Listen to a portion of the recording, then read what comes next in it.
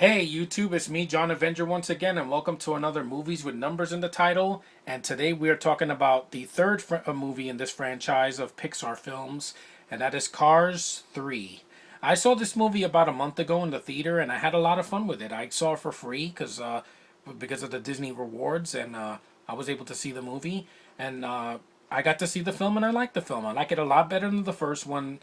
It's way better than the second one because it's not some spy thing with Mater where Lightning McQueen is just a side character in his own movie. No, this one focuses back on Lightning McQueen like in the first film. He feels like he's getting old, and there's like newer cars. There's a new car in the movie called Jackson Storm, I believe his name is, voiced by Armie Hammer. That he's this hybrid, high tech car that can outrun Lightning McQueen in a race. He gets damaged, and basically he has to find his way back and get his mojo back. And he meets a yellow car named Cruz, who voiced by Christella. I don't know her last name, but she's fine in the film. I thought she was cute at first.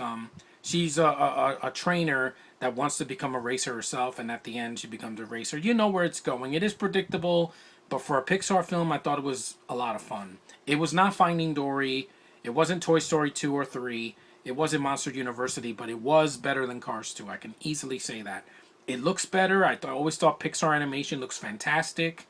It was funny. It made me laugh and chuckle a couple of times. That's more than I got with the first one. I was just so bored. Like the movie's just way too long, and it's a road trip movie, and it just went on and on.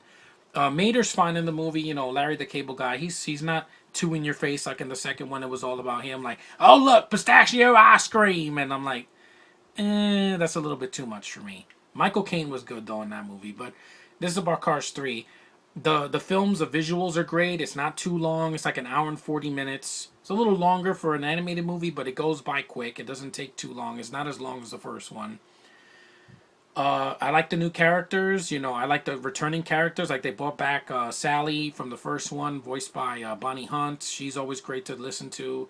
You got Luigi, played by Tony Shalhoub, and of course Lightning McQueen is still what's his name? Owen Wilson, who still does a great job here. His acting is much better than the first one, and him and Cruz have a decent rapport. You know, they find ways of how to race without using technology and doing it the old-fashioned way. And I like that. It also has a lot of respect for Paul Newman, who was the car. He was Doc in the original Cars, and I like that. I appreciate that they respected the first movie. They didn't go back and ruin it like some third movies do. And for a movie that was very very, that underperformed, and it got a decent critical response. It got like a 7 on IMDb, so it obviously has fans. I'm fine with it because I'm like, the movie did what it set out to do. It ended the franchise fine. You don't need a fourth movie. And it was fun. It was the best of the franchise because the first one I was so bored and I saw it at home. The second one I thought was decent, was a step up from the first one. And then this one, surprisingly good. And it's a funny movie for kids. It's definitely good for them. There's a couple of jokes here and that are going to go over their heads. But it's Pixar. They want to appeal more to adults now. And there's some things I could have done without. There were some characters that did nothing in the movie, like those two news people. The guy that was shitting on Lightning McQueen. I didn't like that guy. I like Kerry Washington because she's a beautiful black girl, and I also liked the fact that they had continuity from the first two. So it's not like the first two didn't happen. And yeah, and also the Spanish music, not a fan of that music. I don't really think it was needed. It was a much better soundtrack than the first two. And it was grounded. It was a third movie that did its own thing. It didn't copy the first film.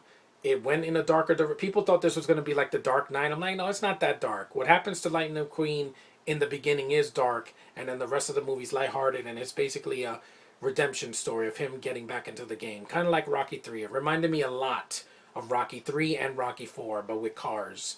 And that's a good thing, because I love Rocky 3 and 4. They were a part of my childhood, and there were huge sequels that I enjoyed, which I have to review someday, because they had all the Rocky sequels.